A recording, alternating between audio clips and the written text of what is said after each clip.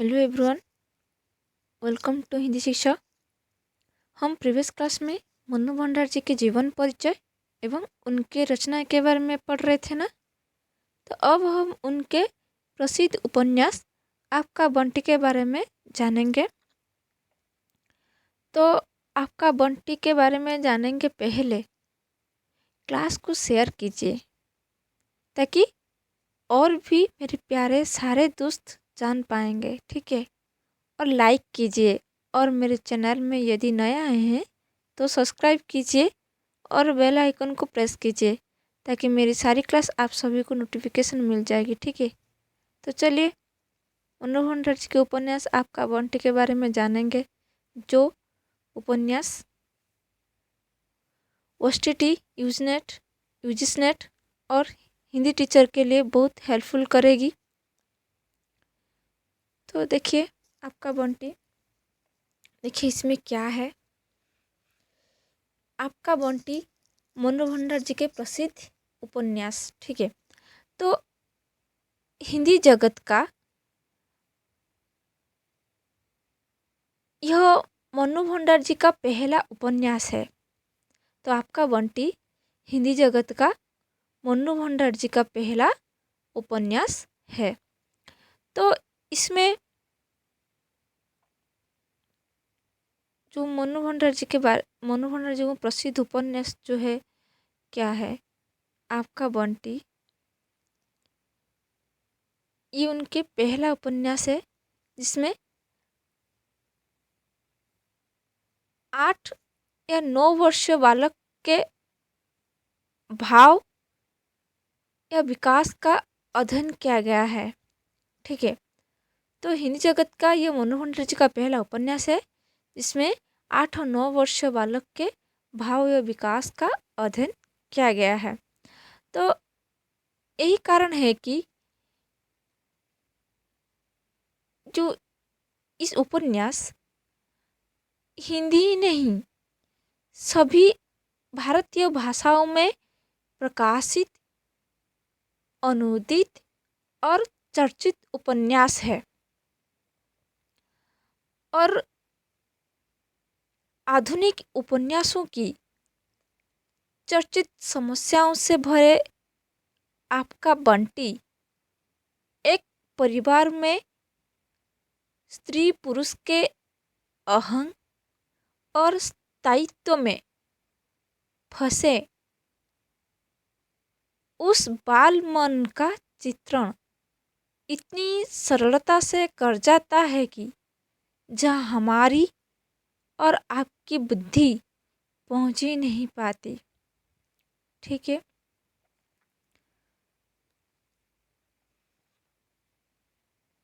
और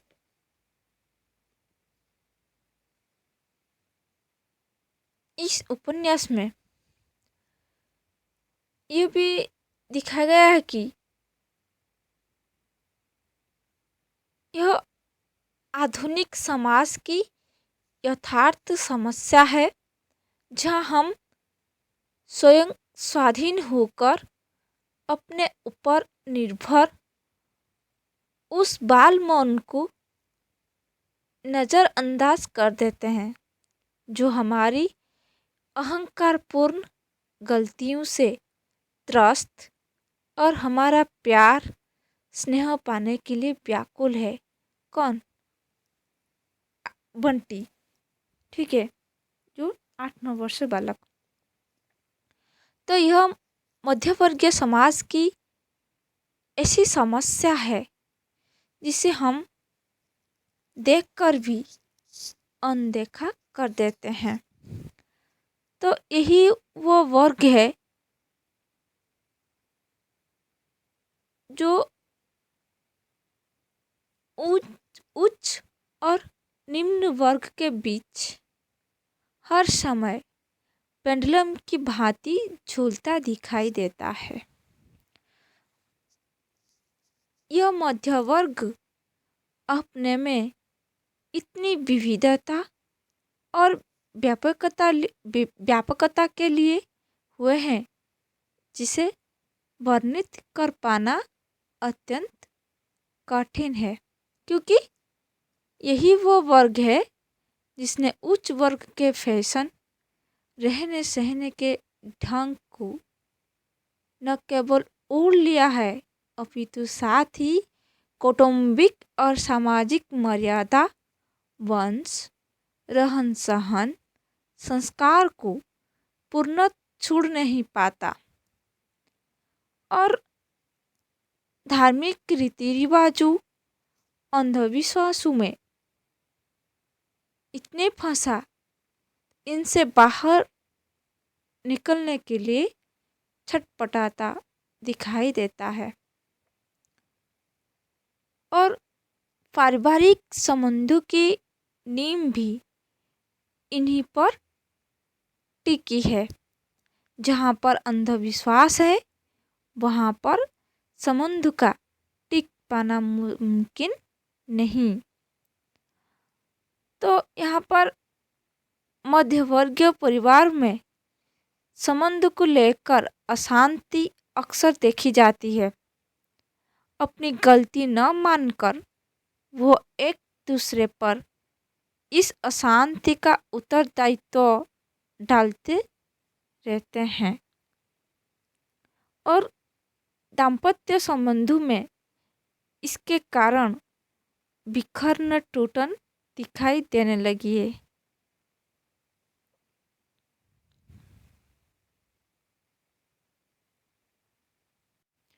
और परंपरागत मूल्यों का विघटन और नए मूल्यों का अभाव ऐसी दर्दनाक स्थिति को उत्पन्न कर देता है जहाँ से निकल पाना मुश्किल ही नहीं असंभव हो जाता है।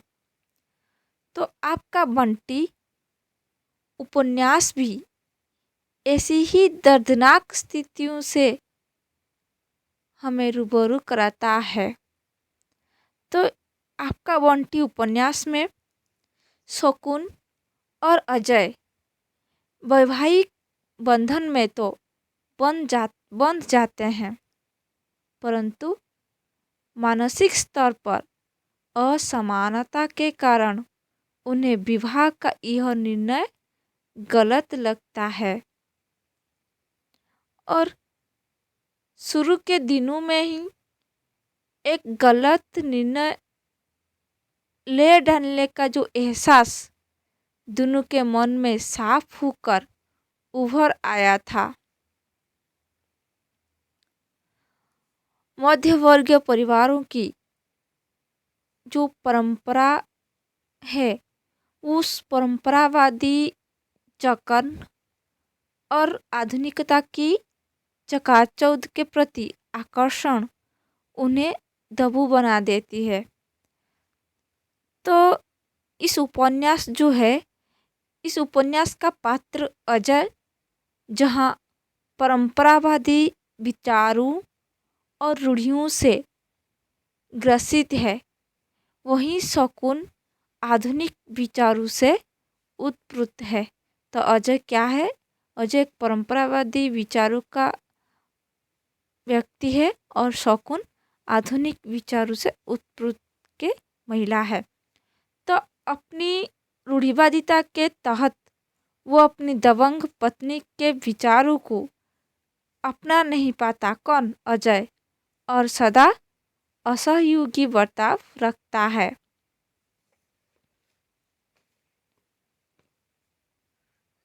शकुन की तमाम कोशिशों के बावजूद भी वो शकुन को गलत सिद्ध करने की कोशिश करता है। तो अजय शकुन के हर काम को और बात, मतलब अजय ने शकुन को और शकुन के हर काम को और हर बात को भी उसके सोचने और उसके हर रवैये को गलत सिद्ध करना चाहता है। कौन? अजय ने। तो शकुन बहुत स्वतंत्र है। शकुन बहुत क्या है, डोमिनेटिंग है। शकुन यह है, शकुन वो है, ये सब जो शिकायत अजय ने कर रही है कि अजय कह रहे कि शकुन बहुत स्वतंत्र है, शकुन बहुत डायमिनेटिंग है और शकुन यह है, शकुन वो है। तो ये सब शिकायत अजय ने कर रही है। तो अजय विचारों की पर परतंत्रता में इतना जकड़ा हुआ है कि अपने वैवाहिक संबंधों को बचाए रखने के लिए प्रयास तो दूर, समझौता भी नहीं करना चाहता है। हालांकि विवाह के उपरांत शकुन ने एडजस्ट होने की पूरी कोशिश की, परंतु वो अपने को समाप्त कर पुनर्त समर्पित नहीं हो पाई। तो यही संबंध विच्छेद का कारण भी बना। परंतु शकुन के चरित्र को पढ़कर यह विचार हमारे मन में स्वयं में भी आ जाता है कि क्या भारतीय नारी इस संबंध विच्छेद को इतनी सहजता से ले पाएगी जितनी सहजता से अजय ने इसे स्वीकार कर लिया। और सचमुच शकुन के साथ हुआ भी यही है। तो समुद्र के टूटन की जो गूंज उसे हर वक्त सालती रही और वह मानसिक स्तर पर अपने को अजय से अलग नहीं कर पाई। और शकुन को कहीं ना कहीं यह विश्वास था कि समय बदलेगा, अलग अलग रहने की यह स्थिति अस्थायी साबित होगी और अजय उसके बिना नहीं जी सकेगा। जहाँ वो अपने बेटे बंटी के साथ अजय के प्रेम और मेल मिलाप को देखती है, वहाँ भी कहीं ना कहीं उससे यही भ्रम है कि अजय बंटी से नहीं बल्कि उससे ही आकर्षित है। तो बंटी को माध्यम बनाकर अजय उसे ही मिलना चाहता है। वो सदा आश्वस्त रही कि अजय एक न एक दिन जरूर लौटेगा। तो उस दिन अजय के पास से लौटने पर वो बड़ी देर तक, बड़ी से नहीं मतलब उस दिन अजय के पास जो शकुन लौटने पर वो बड़ी बड़ी देर तक बंटी से नहीं बल्कि उससे ही आकर्षित है। बंटी को माध्यम बनाकर अजय उसे ही मिलना चाहता है।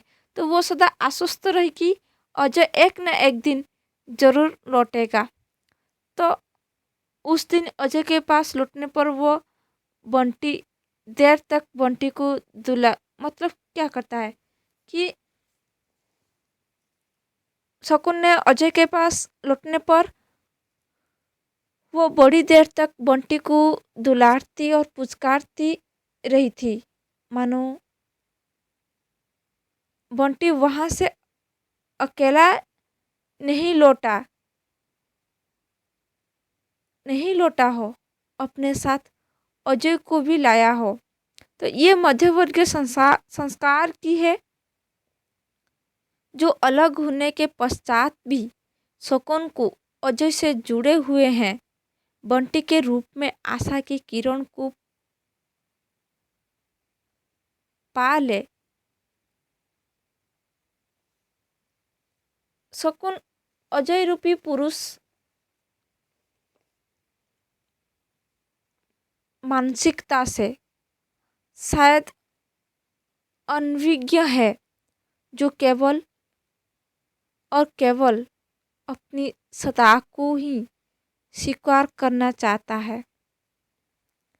तो स्त्री की स्वतंत्रता, उसका खुलापन और उसका अहंग पुरुष को स्वीकार नहीं है। तो यहाँ पर मन्नू भंडार ने यहाँ मध्यवर्गीय परिवार की उस समस्या को सामने लाने का प्रयास किया है जहाँ केवल व्यक्तिगत सुख ने स्थान बना लिया है, जहाँ व्यक्ति व्यक्तिगत सुख का त्याग कर उसके ऊपर उठकर सहनशीलता का आचरण अपनाते हुए दूसरे को स्वीकार नहीं करना चाहता। तो यही कारण है अकेलापन उसे स्थायी और प्रेम तथा पारिवारिक सुख उसे स्थायी रूप में प्राप्त होते हैं। तो व्यक्ति का यह रवैया सोच कहीं ना कहीं पारिवारिक विघटन का कारण तो ही है। साथ ही संबंध विच्छेद की इस प्रकाष्ठा का असर बालपन को क्या दशा तो क्या दशा की तरफ दिशा देता है। और अधिकतर यह दिखा गया है कि अहंग से परिपूर्ण माता पिता की जो संतान, तो इस संतान की मनोवृत्ति दूषित और विरोधी हो जाती है और बच्चे के सर्वांगीण विकास के लिए माता पिता दोनों का प्यार और साथ की आवश्यकता है। परंतु माता पिता का जो आपसी जो तनाव हो रही है, अहंग हो रही है और एक दूसरे को नीचा दिखा रही है, तो इस इस तरह नीचा दिखने का जो सिलसिला संतान के जीवन की त्रासदी बन जाती है। ठीक है, तो उसके बाद नेक्स्ट क्लास में आपका बंटी के बारे में मैंने जो कहा उस रिलेटेड आपका बंटी उपन्यास में ही है, डिटेल्स बताऊंगी नेक्स्ट क्लास में। तो यदि मेरे क्लास आप सभी को अच्छी लग रही है तो सब्सक्राइब कीजिए और बेल आइकन को प्रेस कीजिए ताकि मेरी सारी क्लास आप सभी को नोटिफिकेशन मिल जाएगी। ठीक है, शेयर कीजिए और लाइक कीजिए। Thank you very much for watching this video.